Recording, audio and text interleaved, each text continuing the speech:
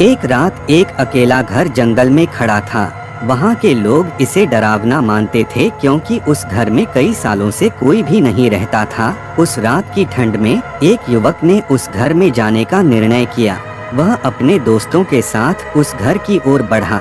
घर के अंदर घूमते समय वे अनजाने में कुछ चीजों को हल्के मुद्रित सुने। धीरे धीरे उन्हें डर का महसूस होने लगा, लेकिन उन्होंने धैर्य बनाए रखा और आगे बढ़ा। एक कमरे में जाते ही उन्हें एक पुरानी किताब मिली। जब उन्होंने उसे खोला तो वे वास्तव में डर गए। किताब के पन्नों पर खून की छापें थीं और उसमें डरावनी कहानियां लिखी थीं। उनकी हलचल से वे जानवरों की भरी हुई आवाजों को सुने। उन्हें लगा कि वे अकेले नहीं हैं।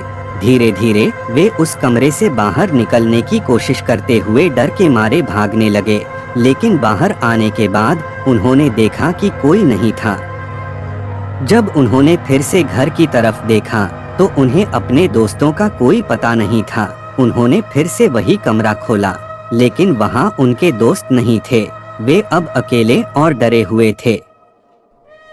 उन्हें महसूस होने लगा कि उनके दोस्तों को उस घर का कुछ हुआ है। वे उन्हें ढूंढने के लिए घर के भीतर दौड़ने लगे, लेकिन कहीं भी उनके दोस्तों का पता नहीं था। आखिरकार वे भयानक सच्चाई को जानकर हैरान रह गए। उस घर में कई सालों से कोई भूतपूर्व रहता था और वे उसी भूत के शिकार बन गए थे। वे अब कभी उस घर के पास नहीं जाते।